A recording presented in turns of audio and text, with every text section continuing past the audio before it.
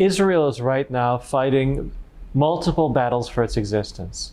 It's fighting on a military battlefield where the Jewish state currently has an advantage over the terrorists and the enemies who want to wipe the one Jewish state off the map. It has a disadvantage on college campuses around the world.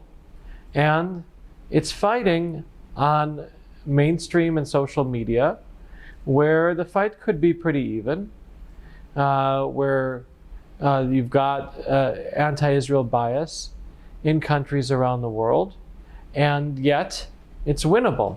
If we fight the fight in a proper way, if we hold media outlets around the world accountable, we will gain that deterrence where they would know that there's a watchdog and they have to be more careful to get their facts right. And then there'll be a lot more pro-Israel coverage around the world because justice is on our side.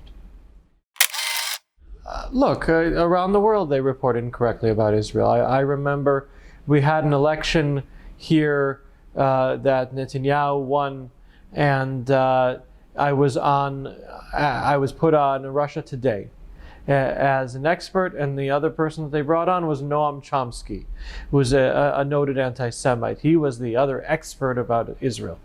And he said, why are Israelis voting for Netanyahu? Because Netanyahu fights with Obama, and therefore Israelis are racist against black people.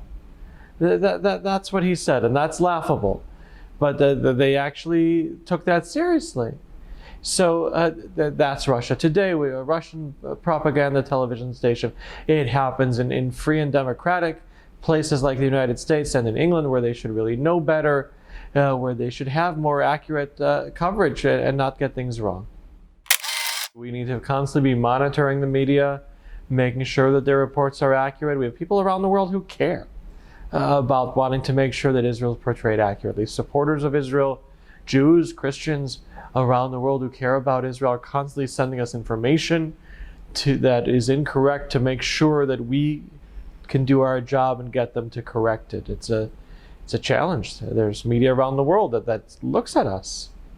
The Bible, there's a prophecy in the Bible that the Jews will be a nation that dwells alone, meaning won't have allies, and that's been true, unfortunately, too many times in our history. And at the end of the verse in the Bible says, and these people, the Jews, won't care about what the world says about us. Well, that's never been true. That's a prophecy that has not come true. We care deeply about what the world says about us, and that's why an organization like Honest Reporting has to exist. The people of Kosovo deserve to be treated better around the world, be able to open up media outlets in countries around the world, even in Serbia and Russia, and just have the facts reported.